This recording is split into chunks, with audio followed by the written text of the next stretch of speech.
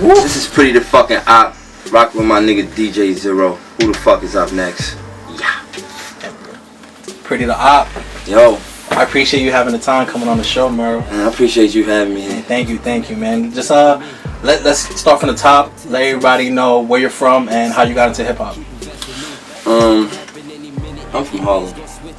East side, west side? East side. East side, man. First. Alright. Second, third, Lennox. Next, regular shit. I'm born in the Bronx though. Okay. What else you want to know? You're like your love for hip hop. When did that first start? What do you remember listening to? Your favorite albums and stuff? My mom was a big collector of Jay-Z albums. Okay. Big collector of those. Like had everything from his first Reasonable Doubt to everything he got now. You said your mother was? Yeah, my mother. That's good. Okay. So I became a big fan of Tupac after I understood who he was.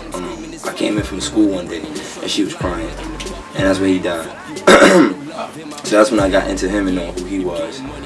And from there, I'm not gonna lie and say I've been rapping since I was 2. That's full of shit. Okay. So, but you know, I always love music. Like, who doesn't love, you know, struggling music, turn up music? Like, even the way music is now, like, these old niggas need to learn that jab. Did you were you big into the East Coast, the whole East Coast West Coast thing when it was going on when you were growing up? Nah. I've always been a troublemaker, so I just liked it. Okay. You know, oh shit, niggas about to die. The type mentality. Did you remember it, like, as far as the whole situation? Yeah. Okay. I didn't. No, I was a kid, about 6 years old, 7 years old. My mom's. I was always advanced, so I always kind of knew what was going on. Like, I knew right from wrong, what was bad. Right. The world, like how rap beef is now, the world doesn't panic.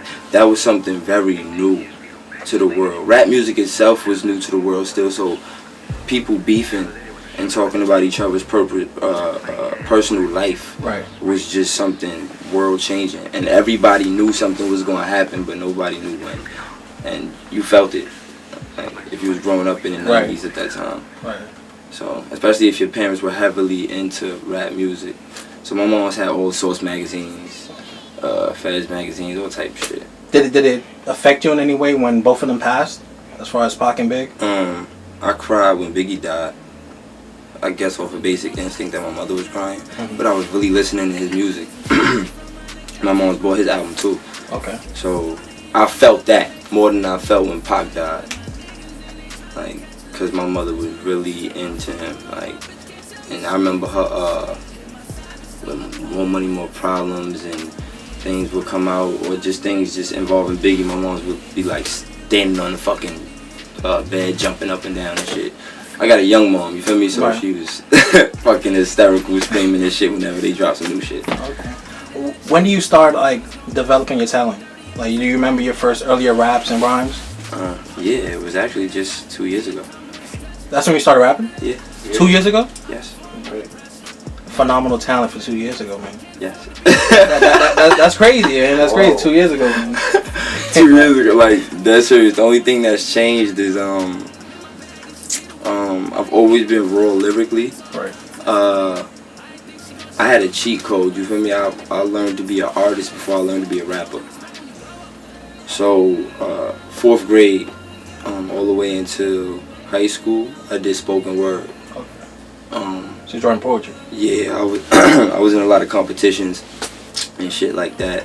From the 4th grade all the way to like the 8th grade, battling colleges and different middle schools and shit like that.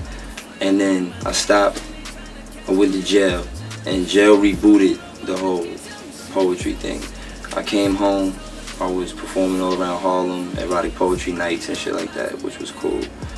And then an old friend of mine was like, yo, if you could take those same words and turn them into something else, you could get more money. I can't really get you money like doing poetry. If you start rapping that same way, that should be fire. I said, fuck you. Everybody's fucking rapping. And one day I was just laying on the couch. I'm fucking broke. And it's some studio equipment. set up in the crib. A couple rappers around me and shit. Shout out to Cash Lingo, Miko, Stizzo. These all people that around me that was rapping at the time. Right. And he was always trying to convince me to rap. And so I just got up one day and I was like, let me see what this shit is about. And I look up a beat and I write to it. And I'm like, oh shit. And I wake my man up and I'm like, yo, hear this. And he like, what the fuck? Can you do that again? And I looked up another beat and I did the same thing in 30 minutes. And he was like, all you gotta do is learn how to write hooks. So I manifested that into the earth and I learned how to write hooks. How was that transition for you from writing poetry to now you writing raps? Fire, that shit was like God talking to me. It wasn't no difficulty for you? None at all. None at all. Like it may sound, some people may take it as cocky or arrogant, but it really took nothing. Like to this day, words float in my head. You feel me? And that's what happened. And my work ethic just started from there. Like my calling just came, and people may call it crazy, but like after that, I became real spiritual. Because something doesn't just happen like that, and I took it serious right there. What's your spirituality at, as far as what do you believe in?